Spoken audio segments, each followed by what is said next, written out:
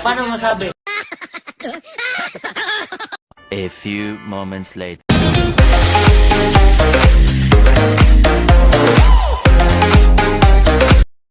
Yo, what's up mga kasungga? Nandito na naman ang iyong lingkod, Aghayot Sela, mula sa Salcido, Southern Samar. So ngayon nandito naman nagbabalik ang iyong tagapagsalaysay at tagapagsalita kung ano ang gusto niyong malaman. All about sa YouTube ang ating pag-usapan natin po ngayon. So, nung una gumawa po ako ng vlog all about kung paano dumami ng subscribers. So ngayon guys, meron po akong dinagdag at saka additional information all about kung paano paramihin ang subscribers. Ngayon guys, bago ko po simulan yung video, gusto ko muna pong ganito. Gusto ko pong panoorin nyo po to hanggang matapos. Okay guys, para matutunan nyo po lahat kung ano po ang sasabihin ko all about sa video. Okay? So ngayon guys, unang-una po, kailangan po guys, para at least hindi masayang yung mga subscribers nyo, please gawin nyo po lahat ang sasabihin kong mga tips na sasabihin ko ngayon. Meron po akong 4 na tips na i-share po sa inyo ngayon. Please guys, tapusin nyo po. Okay? So ngayon guys, bago po ang lahat, ganito po yun guys. Dapat po, huwag nyong kalimutan i-subscribe yung channel ko. At then, i-like na din po. Para at least sa susunod kong mga video, updated po kayo. So syempre, pag sinubscribe nyo yung channel ko, pindutin nyo rin po yung bell button for you to update. Sa mga susunod kong videos. Okay? So yun lang po guys. Yun lang po guys. Panoorin nyo na po ang aking maikling video. Tapusin nyo po. Thank you. 5 minutes later. So yun guys.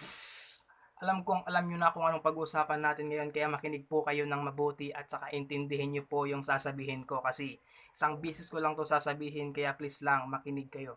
Okay? At saka panoorin yung mabuti. Okay, unang tips po. Ano yung gagawin natin ngayon? Paano dumami yung subscribers at paano ang tawag doon? Paano ba talaga ma-counted or ma-monetize yung mga subscribers na magsasubscribe sa iyo? Okay?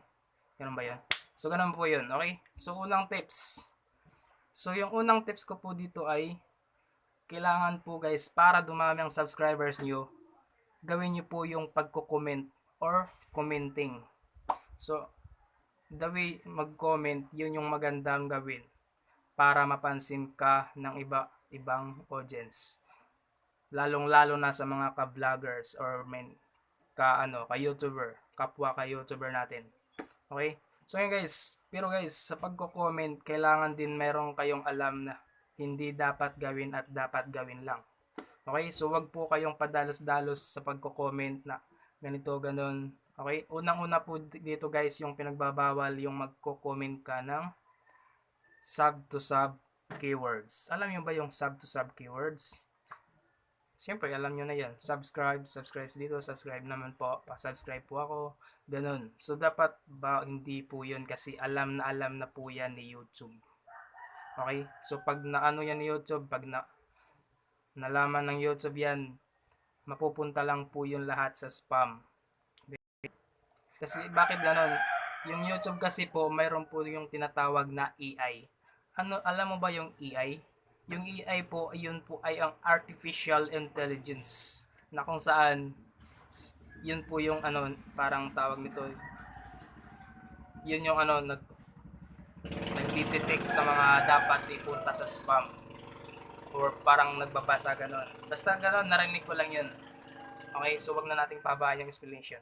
So bawal po yung sub-to-sub keywords. Okay? So kung gusto niyo talagang makatulong or makipagtulungan sa kapwa YouTuber, ang gamitin nyo ay gumawa kayo ng mga creative keywords. Okay? Ano ba yung mga creative keywords? Okay? So ngayon, ito example, creative keyword. Ganito. Guys, pahag ako. Hagback naman po kita. Okay? Isa na po yung creative keyword yun. Okay, ito pa. Guys, payakap naman ako. Yakapin din kita. Yun po yung mga creative keyword. Pwede rin ganito. Guys, sokli ko. Nagbayad na ako. Diba? Ganun. Mga simpleng keyword lang po yun. Pwede po yung gawin. Okay? So, ikaw na pong bahala kung anong gawin mong mga creative keywords. Nasa sayo na po yun. Okay? Ngayon guys, pangalawa po is, yung pangalawa ay panuurin, watch videos. Okay? Watch videos lalong-lalo na sa mga ka-YouTuber natin kasi mas maganda yung napapanood mo yung mga videos nila, mga kaalaman na matututunan ng mga bago kung paano talaga gawin ang YouTube, paano kumita sa YouTube, lahat kung ano yung mga guidelines or policies sa YouTube para matutunan mo po lahat yun. At ganoon din po ako, isa lang din po akong beginner kaya nanonood po ako ng mga dapat kong matutunan sa YouTube at sa pagiging vlogger. Yun po. Ngayon guys, so sa pagpanonood ng videos, kailangan po manood po kayo at least 3 to 4 minutes. Bakit ganon? Kasi para hindi mapunta sa spam. Yung para hindi mapansin ni YouTube na nag-ano ka lang, parang hindi ka naglalagi sa panonood sa kanyang video. So ibig sabihin kung nag-subscribe ka doon tapos parang direct mo lang sinubscribe kahit hindi pa nag 3 or 4 minutes sa panonood sa videos, parang hindi yun nakakount yung subscribe. So, ganun yata yun kasi na-experience ko na po yun eh. Hindi nakakount yung subscribe niya at napupunta lang sa spam. Kasi kanina lang po napansin ko merong nag-subscribe sa akin, sabi niya tapos na po ako, pero sabi niya 52 subscribers na daw ako, pero nung nakita ko hindi pa ako 52, 49 subscribers pa lang ako. So ibig sabihin hindi na count yung subscribe niya, siguro na spam na yun. At dahil siguro hindi siya nanood at least 3 to 4 minutes sa video ko.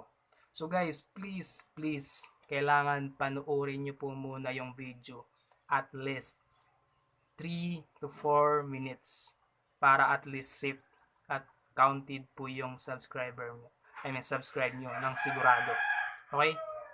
Watch 3 to 4 minutes. Please, pag natapos mo yan, pwede ka nang mag-like, mag-comment, mag-share, at saka mag-subscribe, then click the bell button. Okay? So yun guys, ito naman yung pangatlong tip.